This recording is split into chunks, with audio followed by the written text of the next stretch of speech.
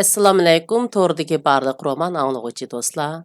Biz Misr yozuvchisi Ehson Abduqudus yozgan Yigit degan shundaq bo'lsa degan romanni o'qishni davomlashtiryapmiz. Oldingi qismda muhitlarning uyiga Abdulhamdining kelganligi, Navalning ishini ichib bermoqchi bo'lib, mangan yeriga kelib to'xtagan edik. Endi davomini o'qiymiz. Naval ishni ochdida Abdulhamdiga qarabmi qo'ymay, keyniga yondi. Abdulhamdi ishini yepib qo'yib so'radi. Sizlar nimishqa ishni etib qo'ymaysizlar? Naval uningga parvo qilmadi. Abdulhamdi uning orqasidan kelib yana so'radi. Tog'am qayerda? Mehmonxona uyda. Naval uningga qaramay javob berdi-da, hujrasiga kirib ketdi. Abdulhamdi mehmonxona uyining eshigiga berib, xuddi buvayning ruxsat qilishini kutgandek to'xtadi. Buvay bishini ko'tardi. Uning chiroyida, ko'zlarida hech qanday ifoda yo'q edi. U gap qilmay qo'ldagi gazitni asta qatlida sal midirlab qo'ydi. "Balam, kirgin", dedi. Abdulhamdi uyga kirib, tag'isining qo'liga so'ydi. Andin kichik opasiga qo'lini so'zgan edi, mo'may chatga qarab olib qo'lini uzatdi. Abdulhamdi suyay deb turishiga xuddi uning lavlari chiqib oldigandek qo'lini shartla tortib oldi. Abdulhamdi xushalligini bildirmaslik uchun uyatchan, adabli qiyofatga kirib olib gap qilmadi. Chiroyiga muloyim tus berib, ko'zlaridan makkorligini chandurmaslikqa tirishdi. Keyin beoram bo'lib, bo'ynini hili o'ngga, hili so'lga to'lg'idi. Oxir bularning hammasi jiniga tegdi. Bovay quruq yutilib qo'yib badashqan qurdida qo'liga yana gazitni ilib so'rdi. "Dadang yaxshimi?" "Xudoga shukr, u nihoyat yaxshi", Abdulhamdi adab bilan javob berdi. "Sen uningga nim deding?" Bovay gazitning yana bir betini ichib so'rdi. "Sizning demoqchi bo'lganingiz?" Abdulhamdi ko'ranglik bilan gap boshladi. Bovay uningga jang e'lon qilgandek qadilib qarab so'rdi.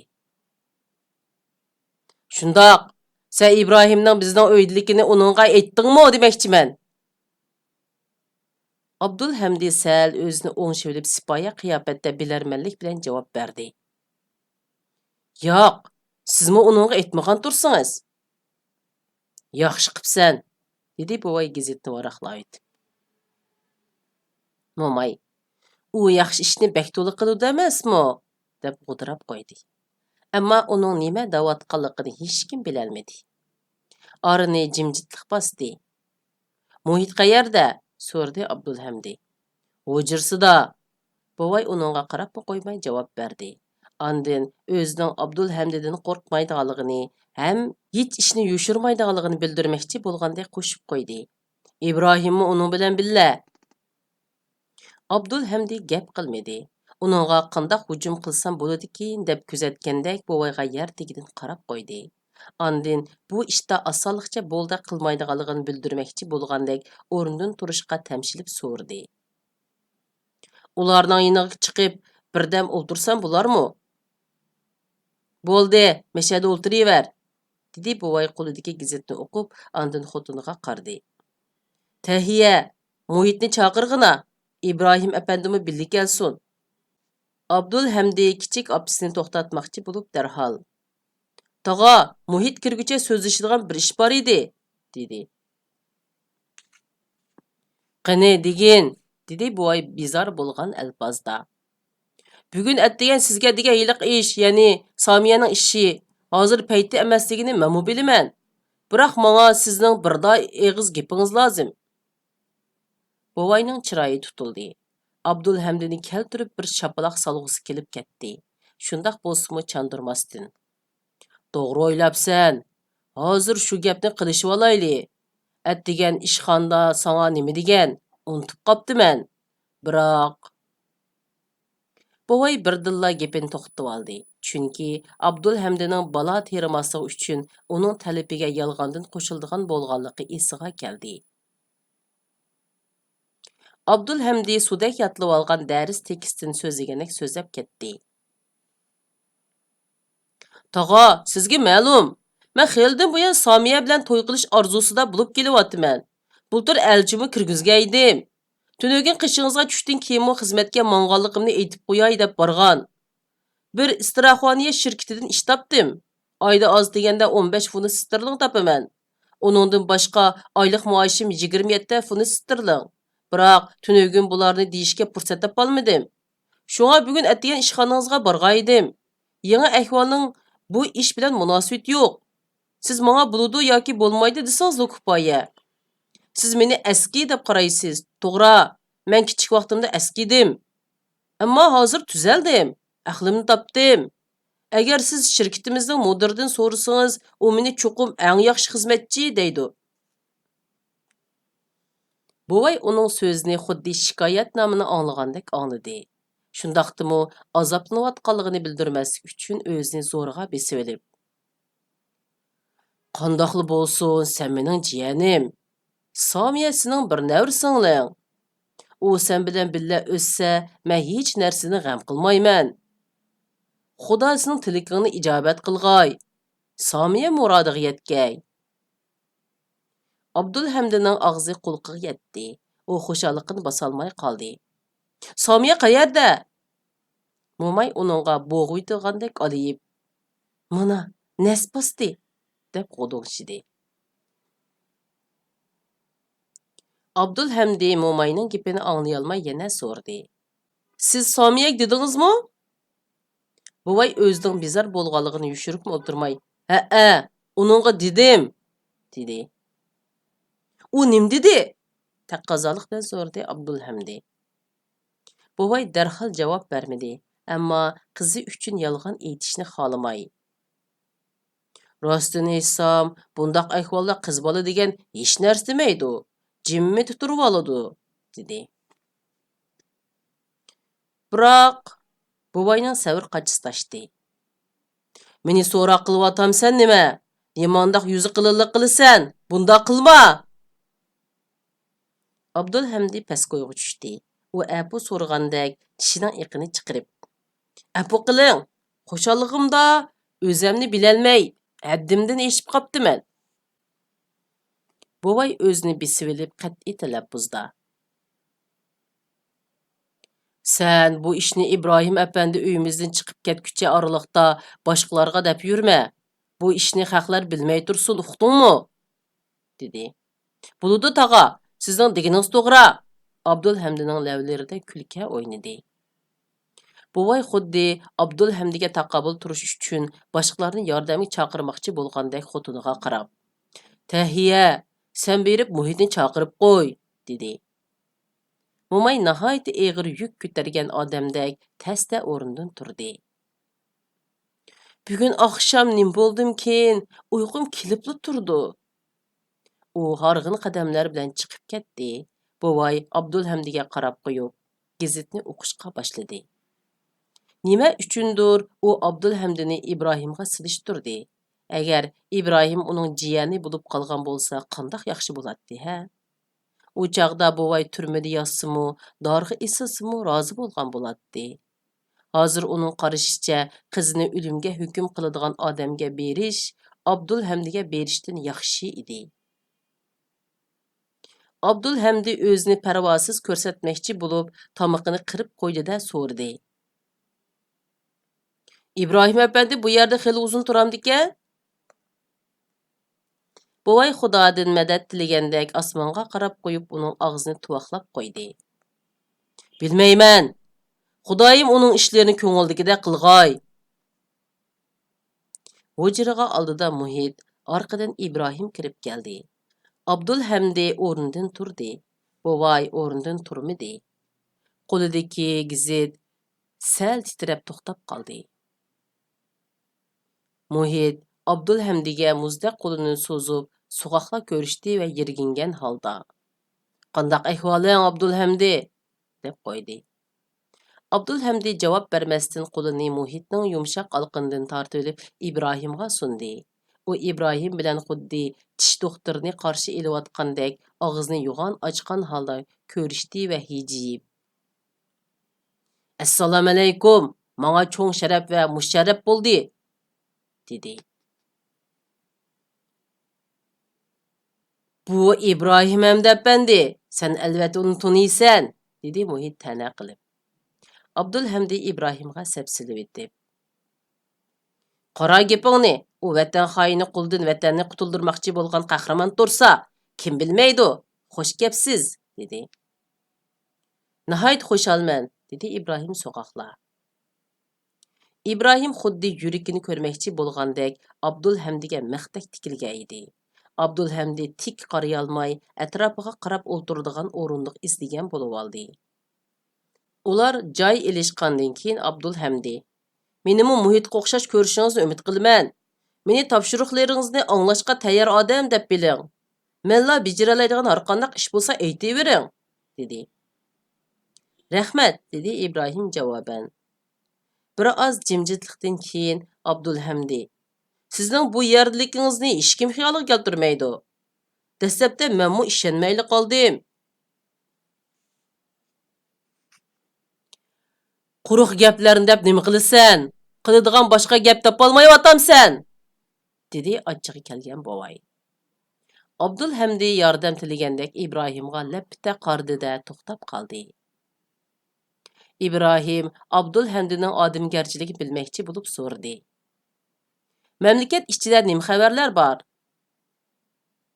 İbrahimning ishonchisiga erishishni o'ylab o'tirgan Abdulhamdi qizargan holda qizg'inlik bilan so'zlab ketdi. "Mamlakatning ahvoli bekchatoq. Bir uchum kishilar davlatni balo-qazoga ishtirmoqchi. Angliyaliklarga setib bermoqchi bo'lyotidi. Kishilar buningga amalsiz qilyotidi. Vatanni qutuldirish uchun ancha-muncha ish qilayli deb men bir necha yoshni tashkilladim." İbrahim Abdulhamdini tushunib yetgandek kulib qo'ydi. "Tova, Abdulhamdi efendi, qachondan boshlab bundaq vatanparvar bo'lib ketding?" dedi Muhit ta'na qilib. Abdulhamdi xafa bo'ldi. "Muhit, sen meni tushunmaysan. Mening nimalarni qilganligimni, nimalarni qilmoqchi bo'layotganligimni bilmaysan. Yaxshisi gapga luqma solma." Muhit uni masxir qilgandek murisini qisib qo'yib undamadi. Hammaylar jim bo'lib qoldi. Abdulhamdi uchaylan menga yevitidagandek qaravotidi deb o'ylab, o'zini ularning qo'rshovida qolgandek his qildi. Ularning nafaslari yuziga tukurik tegayotgandek bilindi. U o'zini İbrahimga tunishtirganda xatolashganligini bildi. İbrahimning oldida o'zini tamkin, ish ko'rgan, bu oilaning og'ir ahvolini tushungan qiyofatda tutgan bo'lsa obdan bo'ladi emasmi? Men taktikini o'zgartay. Gap qilmasdan g'amkin qiyofat kirib olay. Hech ishni surishti qilmay. So'ramasammu, hamma ishni menga ular o'zlari deb bersin. Men hush kallam bilan ish ko'ray, deganlarni ko'ngildan o'tkazdi Abdulhamdi. Uning chiroyi xiyolining o'zgarishi bilan tang o'zgarishga boshladi. Yuzidagi kulka yo'qoldi. Qarashlari sipoyilashdi. Eg'ir bisiq bo'lib, jiddiy cho'ng bir masalani o'ylayotgandek qiyofatga kirdi. İbrahim, bular Abdulhamdiga bundaq so'goq pozitsiya tutmasdan, o'zlarini uningga ishindigan qilib ko'rsatib, uni xotirjam qilsa, uning yomon niyati oshkorlanib qolgan taqdirdimi, bilmagan bo'lib olsa obdan bo'ladi deb o'ylab, qanday qilib Abdulhamdini o'ziga yaqinlashtirish ustida bosh qottirdi. İbrahim eg'iz achay deb turishiga Abdulhamdi o'rnidan turib sirtqa mangdi. Buvay uningdan: "Nega borsan?" deb so'radi. Abdulhamdi hayron bo'lgan holda keyniga qaradi. Buvayning o'zini xato tushunib qolganligini ayiblamoqchi bo'lgandek mardonlik, ammo adab bilan: "Tog'a, suv ichib kiray", deb chiqib ketdi. İbrahim burilib Muhitning qulog'iga pichirladi: "Uningga sal yaxshiroq muomala qilsang qandoq?" Buvay beshini ko'tarib ularga qarab qo'ydi-da gazetni o'qiyverdi. Abdulhamdi ussamagan bo'lib, sirtqa chiqish bilan obrazni va taktikasini o'zgartib, uyga yangi obraz, yangi taktika bilan kirmoqchi bo'lgan edi. Yana Samiya bilan ko'rishish ishini bekitib, ko'nglini xotirjam qilg'usi, Samiyaning ko'zlariga to'ymay qarab, uning muloyimligi, pok beg'uborligidan ilhom olg'usi kelgan edi. Demisimu, Abdulhamdi o'zida yo'q bu narsani Samiyaning ko'zlaridan topalaydi. Şoňa u uxlawatganlarni uyg'otay degandek çiň-çiň dässep baňdy. Naval ayak tivişini anlap hujradan çıktı. Abdulhamdi onun aldıga kelip öy içige boyundap qarap sordy. Samiya näde? Naval uni tosqusy kelmegендek bir chetga ötüp jawap berdi. Ana, aldyňyzda turmamdy. U şundaq dedi-de aşxanaga kirip ketdi. Abdulhamdi bosuğuga kelip pes avaz bilen "Singlim, yaxşymsiz?" dedi. Samiya karvatning yinida ich-ichidan turilib kelayotgan yig'isini besib olmoqchi bo'lgandek beshini egib turadi. U beshini ko'tarib Abdulhamdini ko'rdi va ixtiyorsiz cho'chib ketdi. Xafa bo'lib chichilishqa tamshlab ko'zi uning ko'zi bilan uchrashib qoldi. Samiya yana uning o'ziga bolalik, o'smirlik vaqtidan tortib tunish bo'lgan qarashlarini ko'rdi. Uning bu qarashlari xuddi qara patqoq loy ichidan o'sib chiqqan gulga o'xshatdi. Shu an Samiyaning xapligi, achchig'i pasaydi. U ta'tir qarab olib, o'zini uningdan, o'zining bolalik, o'smirlik davridan qochirdi.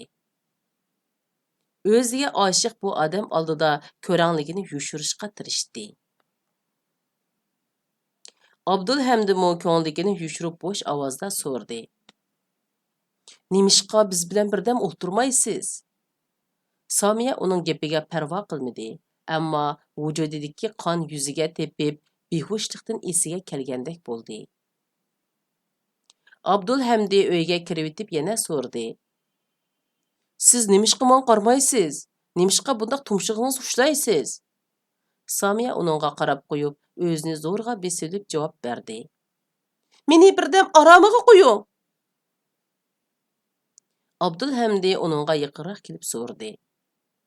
Siz nimaga ochiqlayapsiz? Samiya taqat qilolmay vaqirab ketdi. Menga kandek chaplashib olmay neri bering. Yaxshisi shunday qiling. Bo'lmasa men dadamni chaqirman jumo. Abdulhamdi bolalik va o'smirlik davridan tortib ishiltib kelgan huquqini ishqa silib Samiyadan jiddiy talaffuzda so'rdi. Samiya, sizga nim bo'ldi? Tog'am sizga nim dedi? Samiya beshini tuvan silib yig'ilib yetadiganak alpozda. Agar dadam menga hech nim demagan bo'lsa, yaxshi bo'ladi, dedi. Abdulhamdi o'z ovozi bilan Samiyaning qalbiga ta'sir qilmoqchi bo'lib, bu biz orzu qilib kelayotgan ish emasmi? dedi. Menga siz kerak emas. Men nima deb sizni tanlagudekman? Men o'qishnimi tuzuk o'qiy olmagan axloq sizni nima qilatdim? dedi Samiya Abdulhamdining so'zidan xo'rliq his qilib. Abdulhamdi Samiyaning kalta pamligini zanglik qilib. O'qishni obdan o'qiganlar nim bo'pti.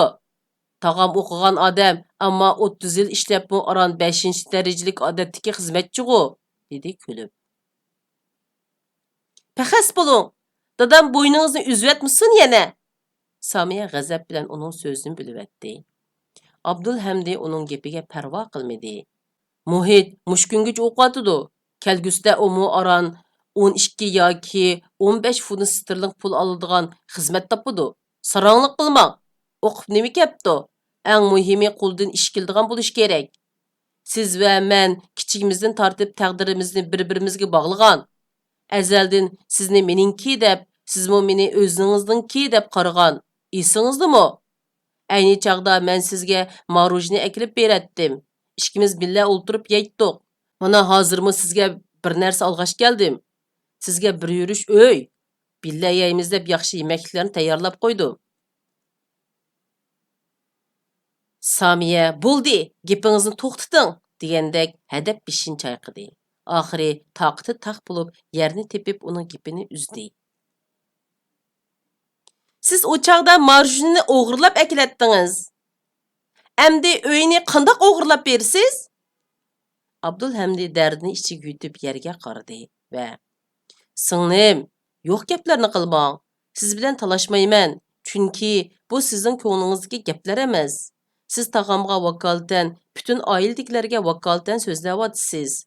Bu ailedekiler meni bozaq qılıvatıdı. Sizni mi bozaq qılıvatıdı? Samiye dərhal onunğa rəddiyə berdi. Diplom alalmay mektepten çıkıp ketkende sizni kim bozaq qılğan? Abdulhamdi yanıla özünü tutuvilip cevap berdi. Biz yana diplomның gipini qılıp ketdik-ku. Cinim xınim, men başqadan dərs tayyorlab sizga 100 diplom akilib beray bulamdı. Samiya ündəməsdən tətur qarab aldı. Abdul hamdi Samiyəyə texmo yaqin kelib. Biroq şartim shuki, siz men bilan billa dərs tayyorlaysiz. Menga dərs o'qib bersiz, dedi və Samiyaның qo'lini tutmoqchi bo'ldi. Samiya achchig'i kelib o'zini qochirdi. Menga tegmang, neri turing? Sizni ko'raga ko'zim yo'q. Uqdingizmi? Abdul hamdi zuvan surmadi. Birdam yerga qarab turgandan keyin Samiyaga qarab cho'nqur xursindi. Samiya, nima qilmoqchisiz? Meni nima qil deysiz? To'la chaplashib olmang, dedi Samiya zarda bilan. Shunday qilib bu qitimliq roman o'qishimiz bu yergacha bo'ldi. Davomini kelasi qitim o'qiymiz. Xayr xo'sh, Allohga omonat.